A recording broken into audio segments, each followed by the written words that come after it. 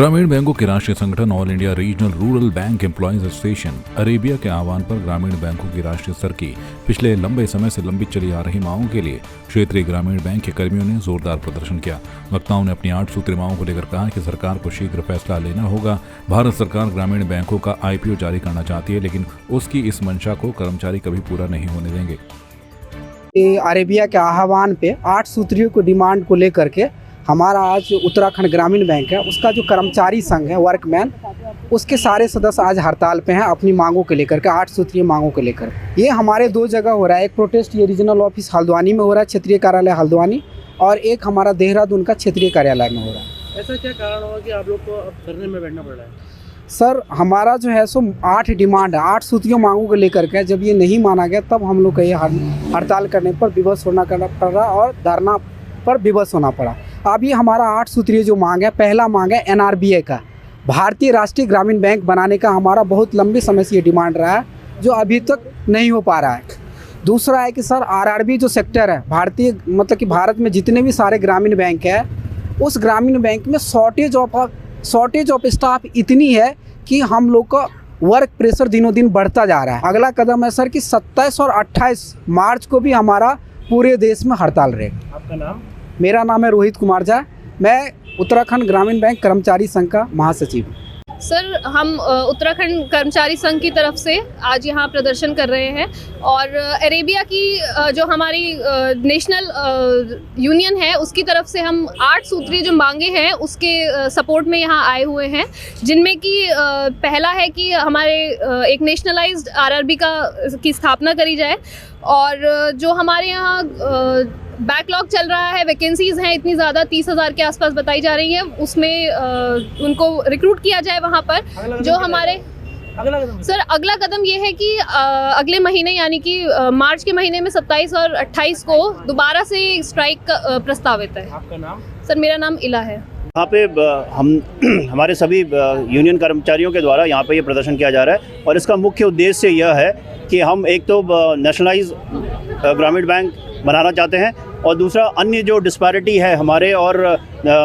PSB banks के बीच में, उसको हम ख़त्म करना चाहते हैं। और ये जो हमारा आंदोलन है ये हल्द्वानी में, मुख्यतः हल्द्वानी में और देहरादून में किया जा रहा है। इसमें हमारे यूनियन के सभी समस्त कर्मचारीगण शामिल हैं, और हम प्रशासन हमारे मैनेजमेंट से ही अनुरोध करते हैं कि हमारी मांगों को सीरियसली लिया जाए। अदरवाइज़ अरेबिया की कॉल के अनुसार 27-28 मार्च को हम ये दोबारा धरना प्रदर्शन करेंगे, और वो उग्र प्रदर्शन भी हो सकता है। धन्यवाद। मेरा नाम नीरज तिवारी है।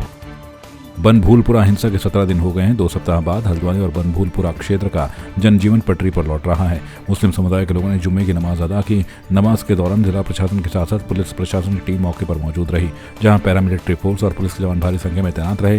सिटी मजिस्ट्रेट हल्द्वानी ऋचा सिंह ने बताया कि सभी लोगों से शांति बनाए जाने की अपील की गई है।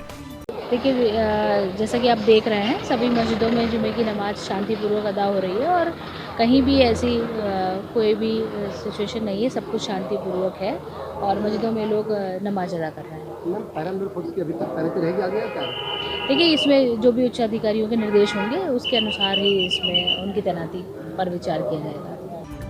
उत्तराखंड क्रांति दल के देहरादून कचहरी स्थित प्रदेश कार्यालय में अहम बैठक आयोजित की गई। इसके संबंध में यूकेडी के मीडिया प्रभारी अनिल थपलियाल ने बताया कि हमारी आगामी चुनाव को लेकर ये बैठक की गई थी, जिसमें क्षेत्र और बूथ लेवल में किस प्रकार से दल को मजबूत बनाए, इस पर चर्चा की गई। नहीं, देखिए, आज हमारी एक अहम बैठक है जिसकी अध्यक्षता हमारे संरक्षक कोकरेती जी कर रहे हैं, जो बहुत पुराने दल के नेता हैं, और कर्नल कोटाला जी के उसमें जो है नेतृत्व में ये हो रहा है। तो मैं ये समझता हूँ कि आज हम कुछ बहुत अहम मुद्दों पे बात करेंगे। जैसे आगामी लोकसभा चुनाव को लेकर के हम अपनी रणनीति तैयार कर रहे हैं, क्षेत्रों से लेकर के, बूथ से लेकर के, और अन्य जो भी चुनावी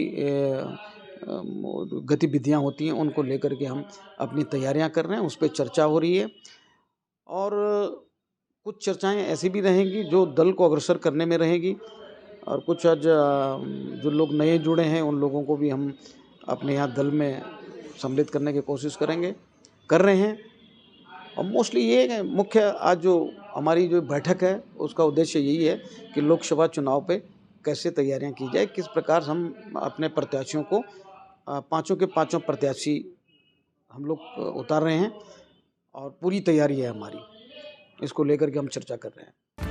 बीते दिन रायपुर क्षेत्र के राजाराम विहार में एक फ्लैट से कई लोगों के जुआ खेलने की सूचना पुलिस को मिली थी, जिस पर पुलिस की ओर से मौके पर दबिश देकर मौके से जुआ खेलते हुए 1 दर्जन से ज्यादा लोगों को पकड़ा गया। मामले को लेकर सीओ रायपुर अभिनय चौधरी ने बताया कि 13 जुआरियों को गिरफ्तार किया गया है। रात में सूचना हमें मिली कि एक फ्लैट में जो है काफ़ी सारे लोग हैं और वो जो अनैतिक क्रियाकलाप हैं और जुआ हैं उस चीज़ में संलिप्त हैं।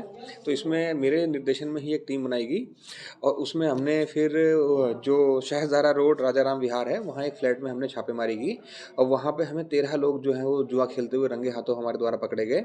फिर उनसे 2,45,000 रुपये कैश की भी बरामदगी हुई। तो जिनमें से 11 लोग देहरादून के हैं और 2 लोग हरिद्वार के हैं। सबको गिरफ्तार करके जेल भेज दिया गया है। बेरीनाग में पोसा पोस्ताला मोटर मार्ग के सुधारीकरण की मांग को लेकर ग्राम प्रधान पौषा भगवान राम के नेतृत्व में ग्रामीण तहसील कार्यालय पहुंचे, जहां पर तहसीलदार के माध्यम से मुख्यमंत्री को ज्ञापन भेजकर बताया कि पिछले 2 दशकों से पिथौरागढ़ और बागेश्वर जिले की सीमा से लगे हुए 1 दर्जन गांव के ग्रामीण सड़क को ठीक करने की मांग कर रहे हैं, लेकिन आज तक कोई कार्रवाई नहीं हुई। हमारी सड़क के बारे में लगभग 4 साल हो चुके हैं। 2 विधायक हमारे गांव में आ चुके हैं, पर हमने बार बार रिक्वेस्ट की, सांसद महोदय को भी हमने ज्ञापन और कई बार लेटरें दे दी हैं। आज तक हमारी अनसुनी हो चुकी है। हमारी मांग पर कोई गौर नहीं है और हमारी सड़क की समस्या ऐसी है कि कभी भी आए दिन दुर्घटना हो सकती है। और जबकि हमारी रोड बांस लिंक के लिए मैंने कई बार रिक्वेस्ट की मैंने, और पूरी ग्राम सभा की जनता ने कहा कि भाई बांस में लिंक करो, राष्ट्रीय राजमार्ग हो जाएगा, जिससे कि और बेरनाग में भी इसका ट्रैफिक कम हो जाता और बाईपास थल वाली गाड़ियां जाती। तो आज तक हमारी मांग में कोई सुनवाई नहीं हुई और गांव की जनता हमारी निराश है। और 19 बार जो है सब ने मिलकर संगठित होकर हम जो है आने वाले चुनाव बहिष्कार का मन बना रखा है और सरकार हमारी ओर कोई गौर नहीं कर दी। दरअसल ये जो बेरीनाग पौसा सड़क मार्ग है ये 2 जनपदों को जोड़ता है और ग्राम सभा पौसा विकासखंड बेरीनाग का एक सीमांत गांव है। उसके बाद जनपद बागेश्वर प्रारंभ हो जाता है। इस सड़क को बनाया तो गया, लेकिन सड़क की इतनी स्थिति खराब है कि कभी भी बड़ी दुर्घटना हो सकती है। सड़क में बड़े बड़े गड्ढे हैं और बड़े बड़े पत्थर हैं और जेड बेंड के पास तो सड़क इतनी खराब है कि उसमें कई बार पीडब्ल्यूडी के अधिकारी भी आ चुके हैं, माननीय विधायक जी, माननीय सांसद जी आ चुके हैं, किंतु अद्यतन उस पर कोई कार्रवाई नहीं हो पाई, जिससे हम लोग काफ़ी निराश हैं और मन में एक प्रकार से रोष भी है। हमारे पास सबसे बड़ा हथियार यही है कि हम आगामी लोकसभा का बहिष्कार करें ताकि सरकार हमारी बातों को सुने।